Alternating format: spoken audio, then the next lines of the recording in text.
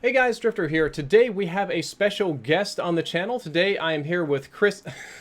I am here with Chris J. Alex, who you may know from a ton of video games. I actually have a whole list down there in the description. You can check out his social, his IMDb, Instagram, YouTube, all that. Anime, video games, motion capture, stunts, actual right proper acting in movies, and most recently as Axel from Lawbreakers, which has been on my channel quite a bit. How are you doing? I'm doing what, man. I got to give you a salute for that intro, man. Thank you. Now I'm nervous. I'm nervous. I don't want to. I want to live up to your expectations. I don't want to disappoint your audience.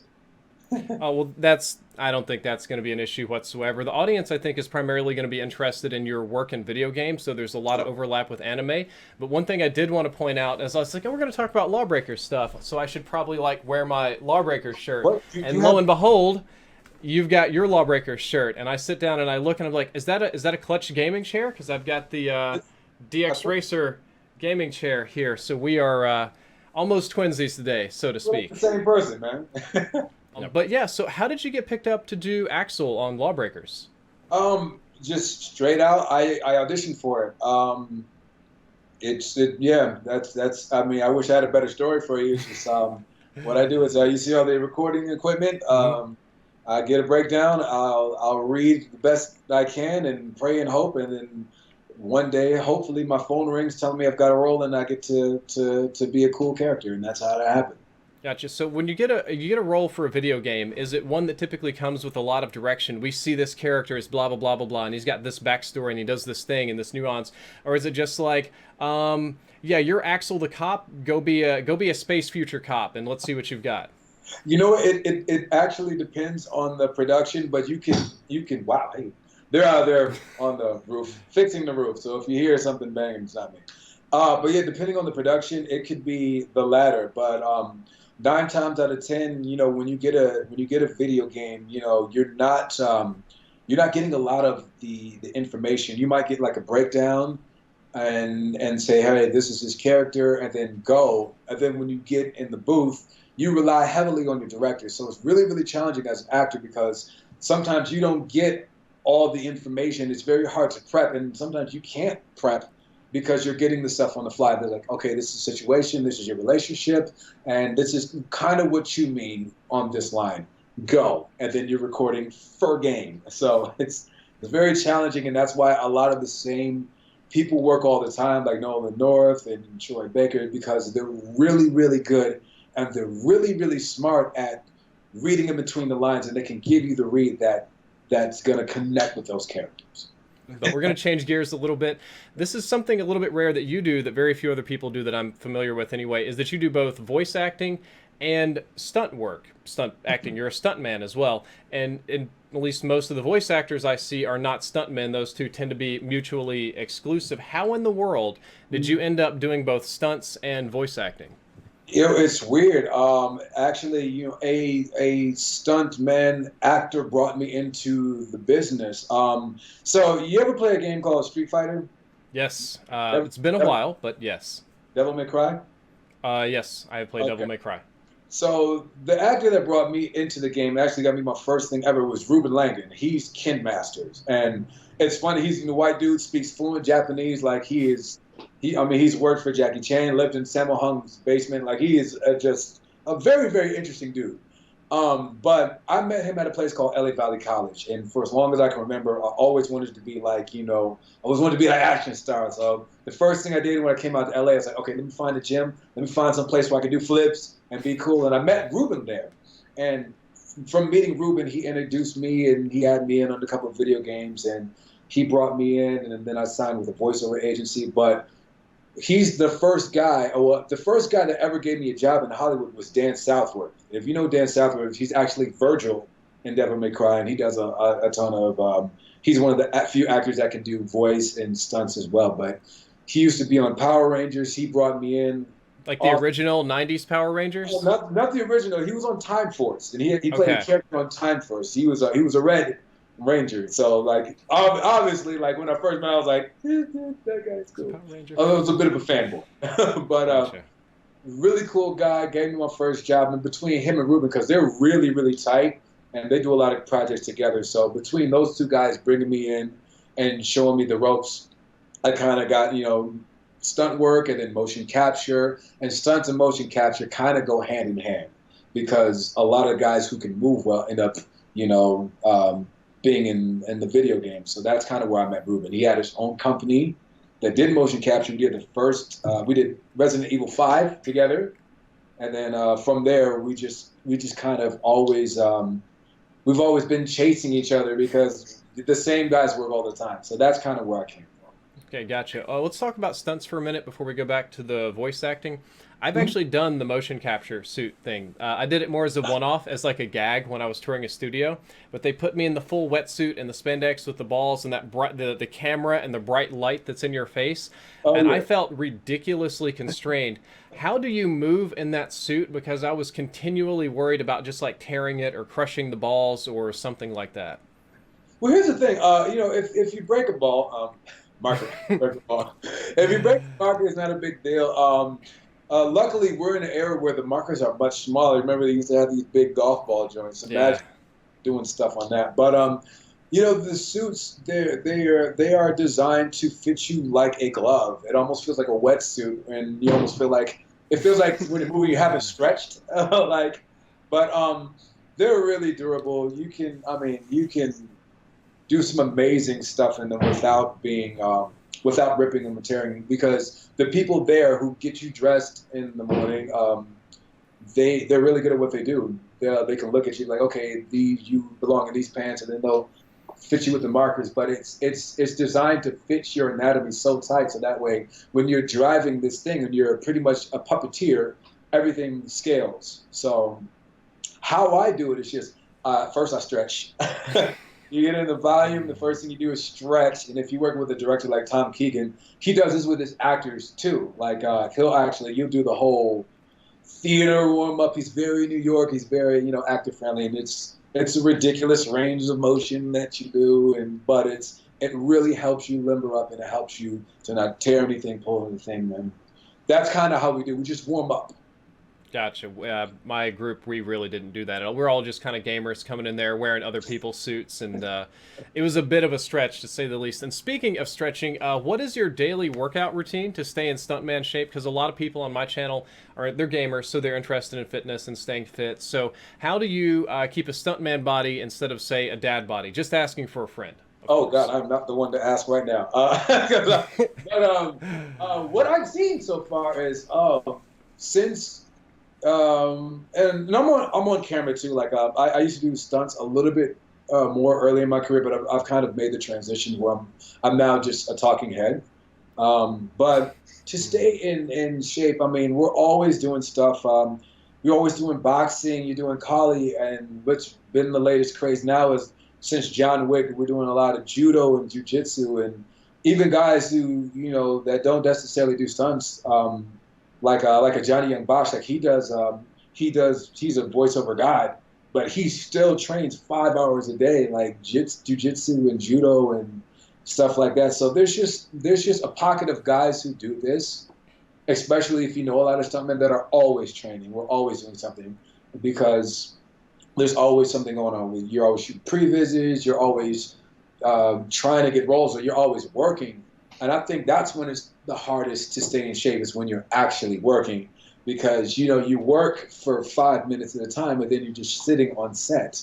You're just sitting down, and then they have something that's called crafty. I'm sure y'all know what crafty is, but if you've never been on set, crafty is pretty much food that is there. Oh, okay. That you get, and it's on every set, and it's just literally anything that you can think of. Stuff that you wouldn't even buy, but it's just there for you to eat. I see that in the credits with like a credit of like 20 or 30 people, and it never really like occurred to me until I was on like Reddit R Movies one day, and somebody showed a picture of like the behind the sets food, and it was just some out of control like buffet proportion stuff. And respectfully, I don't even remember what post it was on. It wasn't even like that big a production. It was like a normal production, and they just rolled out a stupid amount of food for all the people there. So then, what is the most dangerous stunt that you've had to do? Where were you taking your big risk at? Okay, so some gags that I probably done. Whenever you do like some type of wire work, That always that relies heavily on guys working in tandem because guys have to pull at a certain time. Everything has to work together, so it's not just like it's all on you. It's not like when you do a flip pass or a tumbling pass, or you're doing Okay, so something. people are pulling the wires. So on my end, I never see that, even when you see the behind the scenes. It Yeah. looks more like the wires are on springs and they operate more like moon shoes or just some sort of tension base. No, well, it depends. Sometimes machines will do it, or there'll be hand pulls. It just relies on the production, but it's always a team. It takes a team of people just to fly. So like when I did Supergirl, um, it takes geniuses like to rig stuff a certain way because if you think about it, if you want to fly or you want to float, there's different guys that you first have to get you up, and then they have to move you a certain way. So it takes a lot of choreography and a lot of planning and a lot of people to be able to move you and manipulate it a certain way. And then the actor still has to be able to perform as if he's not it's not in a vest that's incredibly Right. constricted. You gotta look fluid. That's about the got to have Yeah, that core strength so you don't just yeah, like hunch over and get carried. yeah. And those harnesses, they are not comfortable.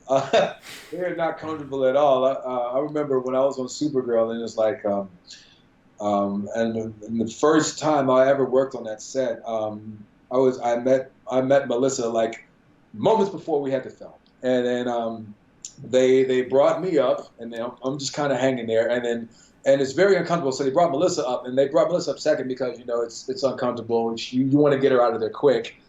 So literally, the first thing I do while I'm there is I'm up in the sky. Then they bring Melissa up like waist height, and I'm like, that's very uncomfortable to meet someone waist height the first time. So I'm just trying to like look up and not, not imagine her being at my crouch. I'm like, hey, what's going on? This isn't awkward at all. But yeah, it's just a weird ballet that just takes so much doing and so much planning. So the best wire guys and riggers, it's you really need a whole bunch of people to make that happen. So it's not just a performer, it's not just the guys, it's everybody together. So I think that's when things get heavy. I can imagine because if somebody makes a mistake, you get slammed into a wall, or you start spinning or bumping into other people. Head collisions probably not fun. That's an Yeah. interesting perspective because on my end, like I said, even behind the scenes, they don't show those guys. They just show the actors hopping around in wires, and I just assumed they were tied to springs in Oh some no. capacity.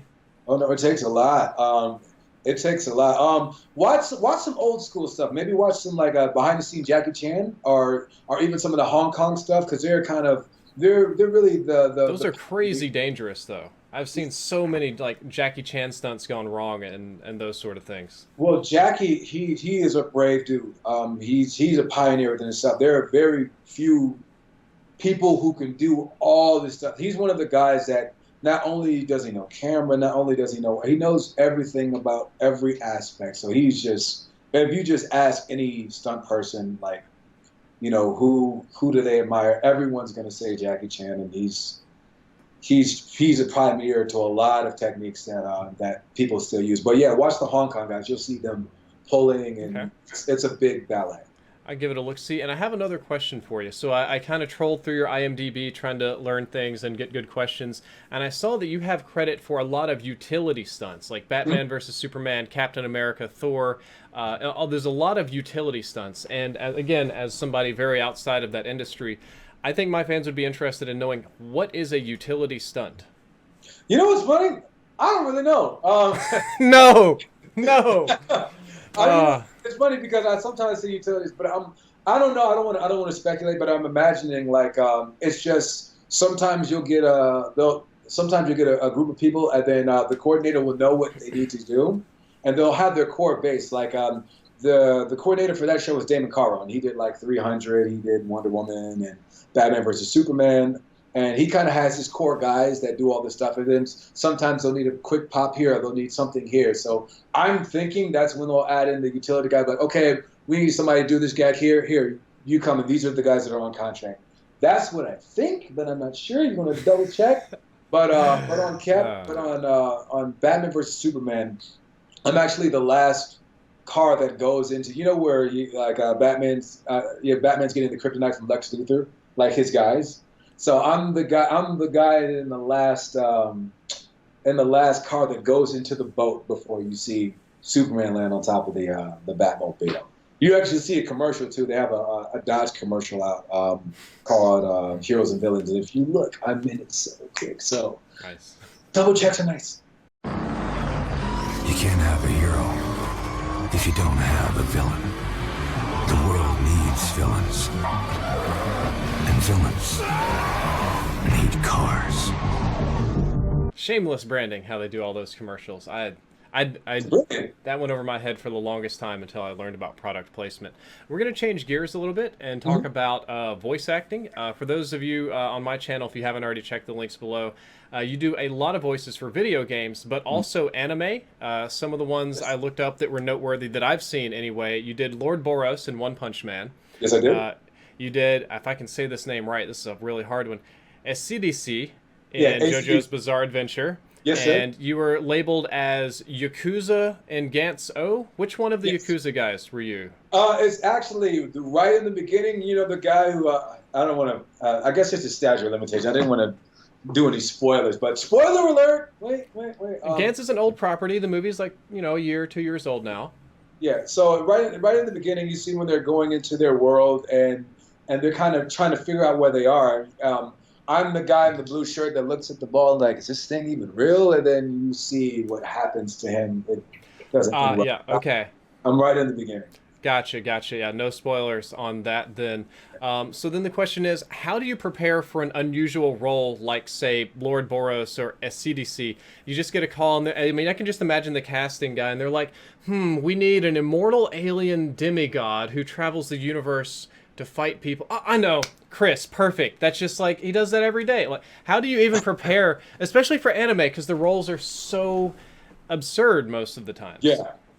Sometimes, like I said, it's kind of like the video game stuff. So for One Punch Man was kind of different, whereas I actually saw everything in Japanese first before I ever got an audition. Like I was flipping through Hulu and I was like, all right, this is kind of cool. Like he beats everyone in one punch. How does that work? And then by minute 5, I was hooked. I binge watched him, and then I got an audition for it. And I was like, oh my God, like I know this thing. But so that was the one time that I actually knew the property.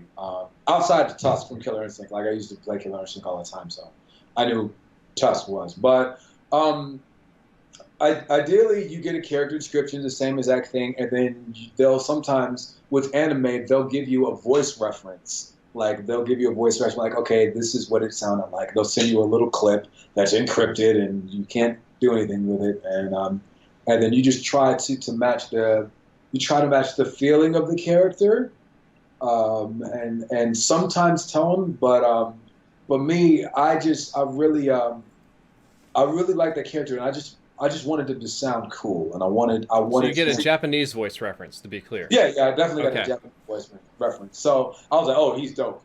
He's really good. So my natural register not being that, I was like, okay, I'm not going to be able to sound like him, but I know this character. He's pretty much the opposite of Saitama.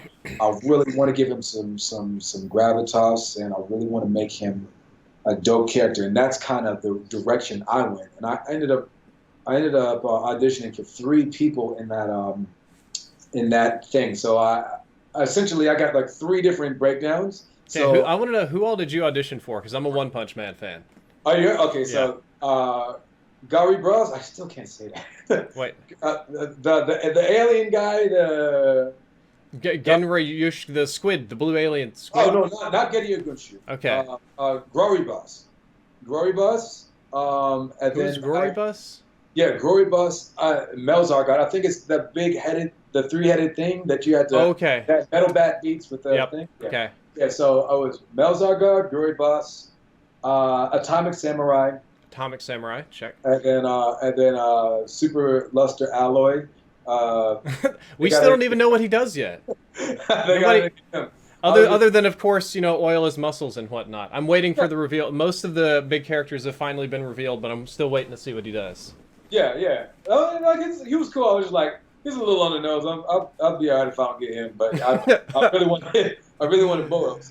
And then they called me. Well, they didn't call me back. They emailed me. It was like, congratulations, you've been offered the role by Boros. I was like, okay, who's Boros? And then I Google imaged them because I didn't remember the names. I didn't have them locked in. And then I was like, oh crap, that's the one. Right. Because they don't live very long, or there's like a lot of characters. It's really hard to keep up with all the names in One Punch Man. Yeah, but I knew he was definitely really cool. I mean, even now, some of the fan art and just the way he's drawn he's got a really cool color scheme, and I think if people cosplay him right, he would be fantastic. He would be a super challenge because I don't know how you would do them.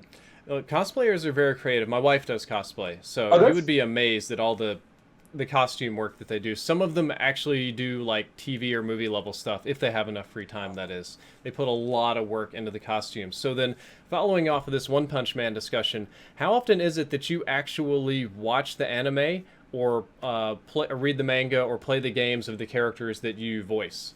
Okay, so manga, I've never read manga. If I did want to read manga, I would want to read it in Japanese. I'm learning Japanese now. That kanji, oh my god. It's rough. Yeah. It's rough. My brother learned Japanese, and I went to Japan for a while back, and I thought I can pick up a little bit, to get around. Yeah. No, no. I learned like train and money and like single words, sentences. Pff, rip. Hey, as long as you got that, man. But yeah, you'd be surprised if you speak it. It's one of those things you have to speak every day. If you don't speak it every day, you lose some. But I haven't read any of the manga. I do watch. Now, it's rare that sometimes I'll watch something that I'm in. I'll watch it after the fact, or I'll watch it before to do homework. I'm like, okay, I'm in this. I kind of want to know, what I'm doing. But I do watch a lot of anime, but a lot of it's kind of like old school. Like I just finished Ashita no Joe. I'm actually unfamiliar with that one. It's like your daddy's anime. Oh, we're talking like that 80s anime where they sit still and don't move and the background panels around them and the dude's like pulling the piece of paper while they do the voice acting. Like, I think they use the same cut like 5. Yeah. Man. That was the like where they don't have the budget, so they'll draw one panel in freeze frame and the lips won't move at all, and they'll like do the internal dialogue. But if so and so strikes this blow, I have to counter with this, and then and it goes on for like 3 minutes because they have no budget whatsoever. Just push in. Yeah. This the zoom. Yeah. I'm like, they use that cut 3 times now. Like, yeah, then they just pushing. Yeah, but yeah, I'm on that. But I love the classics. I always watch Dragon Ball too. The new one that comes out too, like I'm watching Z. But yeah, it depends. Because being an actor, you have to watch so much film and TV. You have to know what's going on. So I try to split my time between anime and live action, and then features. It's all different, but you have to watch a lot of TV. And I know come on, like Cry Me a River. You have to watch TV for it. But doesn't it ruin the magic a bit? I did some like little films and stuff for YouTube, and learning about that, like you have to learn about framing, like what's good, what's bad, and editing, and like learning about that took some of the magic away from movies and TV for me. Did you run into the same experience? You know what, you can, and it can take it away if it's a bad movie. And then you're paying attention to all that. But if Birdemic, shock and terror. Yeah. But if the story is good, it's engaging, then yeah, we suspend our disbelief. Like, I can still enjoy movies. Like, I still enjoy like a good story. Like, even though I know it's a story, I can suspend my disbelief if it's good. But if it's not, and then I'm wandering, my mind's wandering, I'm like, oh, I wonder what the budget is. Or sometimes it's done so well where you're like, wait, how did they film? Like, where was the camera? What? Yeah, but I think it can take a little bit out the magic out of it. Like, if you know Santa Claus exists, yeah, it takes a little bit out of the magic, but you can still have those magical moments if you end up giving someone a gift as Santa Claus and you see them like, they're Santa Claus, and it can still be special. Yeah. Gotcha. Well, thank you for sharing that. We're going to totally change gears off of voice acting and everything, stunts and all this. I actually looked at your YouTube channel and doing the research for this, and I noticed that you upload vlogs, you interview people on the streets. There's like gameplay commentaries and fighting videos, and it's it's a little slice of your life that's there on YouTube. It's a But hot mess, isn't it? huh? It's a hot mess, isn't it? My channel's Yeah, all yeah. over. I think your banner was uploading whenever we just try and shit. I think that's Yeah, what it says. yeah. So then the question is, you're working in what I would call traditional media. You're in movies, you're on TV, you're doing voice acting, and most people that are in that sphere don't bother with YouTube. What made you also want to start a YouTube channel on the side? Well, I think the the era that I came from, like before, the advent of YouTube and stuff, that it used to be, if you had something that you wanted to share with people, you needed deep pockets. You needed to be able to print up DVDs. You needed to be able to, to shoot film. And now it's just like, if you have an idea, if you just want to try something, if you just want to just connect with people, the community, this stuff is readily available. You can just put something out, or you can hear a story, you can tell a story, and I think that's kind of what attracted me to YouTube. There's some really cool, creative people out there, and now it's a platform for everybody. So to me, it's like, yeah, why not? Every now and then, like, just because I might not be David Fincher doesn't mean that I can't just want to tell a story. Sometimes you just want to tell a story. You don't care if you don't have any money. You don't care that it's just sometimes you want to get together with some friends and create, or you might want to just go out in the street. Like me, I'm a spontaneous dude. I like creating stuff. I like putting stuff out, and I don't overthink things. And I just love being able to have a platform. It's like, okay, potentially people can see it, and if no one does, okay, so what? But it's there. So why not, as a storyteller, or just someone who likes hearing stories and interacting with the community, why not do that? So to me, it was a no-brainer. Good. Very, very good answer. Actually lines up a lot with my personal philosophy. I do YouTube a lot, and people ask me, when should I start? How should I do it? What should I do? And I just tell them, do what you want to do. Make the thing you want to make. Tell your story. Don't chase the popular this and that. Like, just have fun with it, and don't worry about getting super famous or have it blowing up, or just... If people like it, and if you're really passionate about it, then they will eventually respond. Maybe not video number one. It takes a little while. Then I've got a couple more silly questions here before we wrap up. What are your dream roles? You got 3 dream roles, one for anime, one in a video game, and one in live action. What characters would you like to take over? Oh, wow. Dream role. So one in anime. Dream role. Let me think. What would be a really... Remakes, acceptable, whatever. Like, what character would you just love to be in anime? Ooh, that's a tough one. There's a couple of... You know what? You know who I would really like to be? Who? Boros was so cool. Like, that was kind of a dream come true. I would love a longer arc. Well, that's in One Punch Man. Everybody dies. Like, Boros is the one character that got punched, what, 3 times? And one serious punch? One, and then the one serious... Yeah. But each time was a defeat. Like, punch him once and the armor shatters, and he's like, yeah. I guess, my dream role would probably be, I would love to do somebody like Vegeta. That would be dope. Vegeta? Vegeta. Oh, would man. be dope. there's no replacement for Chris Sabat. Like, he's awesome. Or could you imagine how much you'd be recording, or how many times it'd be like, we need you to go, oh, like again? Hats off to those guys. Like I met Sean Schimmel and I met Chris like not too long ago.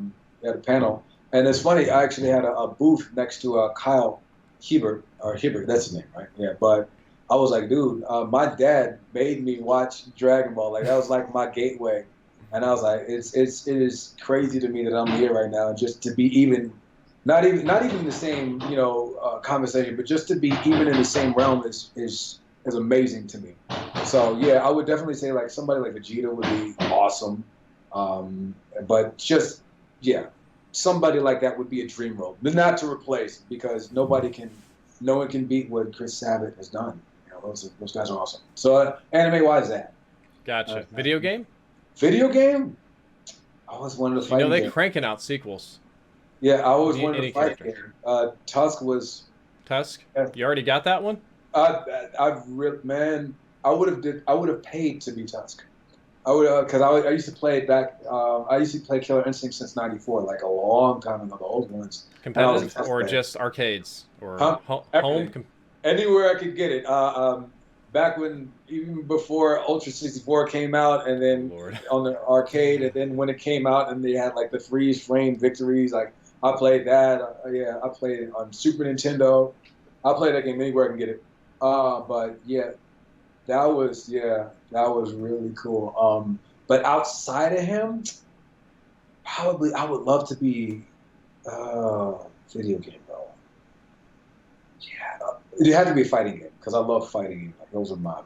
Fan of Tekken, Soul Calibur, I'm more of a Street Fighter. I'm 2D all day. 2D Smash Bros. Smash Bros would be dope. Damn. You could be Pikachu. I don't think my voice is high enough. That would be a stretch. It'd be really funny about Pikachu. The Pikachu is my go-to, man. I love spamming those lightning bolts, just being a huge ass, just getting underneath, and everybody's fighting on top. Pika! Well, Luigi would be dope. Luigi? That would be a fun one. That would be fun. Luigi. If we were talking about Smash Bros. Luigi, or I would have to go Ryu, but I can't. You can't beat what Kyle does. Like, he's an awesome body. But yeah, Ryu or Ken. Yeah, I can take. I'll take Ruben's shot. Yes, Ruben. I'm gunning for you. I'm kidding. But yeah, I'll take Ken or Ryu.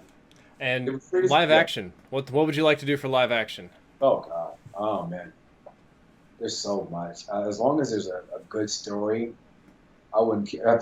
Anything Idris Elba's in. Like, I could watch that dude make a ham sandwich. He's just great. So you telling me you put the bread on and thing the ham? She's great. Like, anything. I would love like a dope, like action comedy, like a Rush Hour, or even like an Indiana Jones type. So you want to be Chris Tucker too?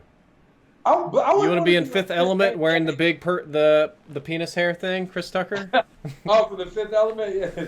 No, I'm cool with Ruby, but Ruby was a fun character. But I would love to have some fighting in there. Like maybe if Luke Besson did something cool, like another reboot, like that. But something where there would be action and comedy together would be amazing. It's a shame to hear about Luke's Valerian flopping in the U.S. Did it? Yeah, it made $17 million in U.S. and Eurocorp shares dropped like 15% based on that. Oh no! Yeah. Oh man! Damn. It's rough. It's rough. If it's not a superhero, man, it's hard to get traction. Man, but is it though? I just think, damn, that's unfortunate, man. I don't. It's hard. It's how it's marketed, but then you have other movies like Get Out, killed it this year. It's like, what was it, a $3 million budget? Something like 150 million theater. DVD sales are going to explode. You saw Get Out, right? Yeah. Come on. Fucking awesome movie. Like, wow, I had no idea. So it's like, you can actually direct and not just skits. Where did this come from? Yeah, like, oh, and then Keegan Michael Key, he's got something good on Netflix too, like Friends from College. Like, have you seen that? I'm not familiar with that one. Okay. I'm waiting out for Stranger Things. Oh. Y'all think the 80s is taking off. Have you seen Glow? I haven't seen Glow, but you're right about the 80s taking off. Yeah, like the 80s vibe and feel is really in there. Ooh, or like a Lost Boys. That would be dope. Aren't they remaking The Lost Boys? They should, because it would be awesome. I know they made like 3 or 4 really strange sequels where Corey Haim reprises his roles, and no, Corey Feldman, I think. It's strange, but... Which one played Donatello? Stretching a little bit here. I totally don't know. All right, then I got one more question for you. Okay. I looked up, noticed your wife also does a lot of stunts and action movies, and based on my information, it seems that she is a probably MMA practitioner. This seemed like a lot of kickboxing from IMDb. Let's say things don't go well in your household. There's a fight over what there's going to be for dinner, on what Netflix you're going to watch. Something's really gone tits up, and you and your wife get in a fight. Who wins? Oh, well, first of all, I'm not married anymore. Yeah, that's Oh, God. Yeah, thanks. It literally says spouse right there. God, Internet's so reliable. It is. You know, bro, we're still good friends. We actually still practice together. We still do like judo and jiu-jitsu and stuff like that. Jiu-jitsu with an X, that's all types of fun. Yeah. But actually, who would win that fight? Honestly, it would be her, because I would tap out before anything. I'm a non-confrontational dude. and I am least path of resistance type of dude. So I think mentally, they call me Gregory Hines in my jiu-jitsu place because I tap. I'm a tapper. I'm a tapper. Yes. Gotcha. All right. Well, that was the last question. Thank you for stopping by the channel today, doing the Thank you interview. for having I me. appreciate it. Guys, on my channel, if you'd like to check out any of his social links, they are again down there below in the description. You can check it out. And if you enjoyed this video, don't forget to like, favorite, and subscribe. Drifter out. Thank you so much.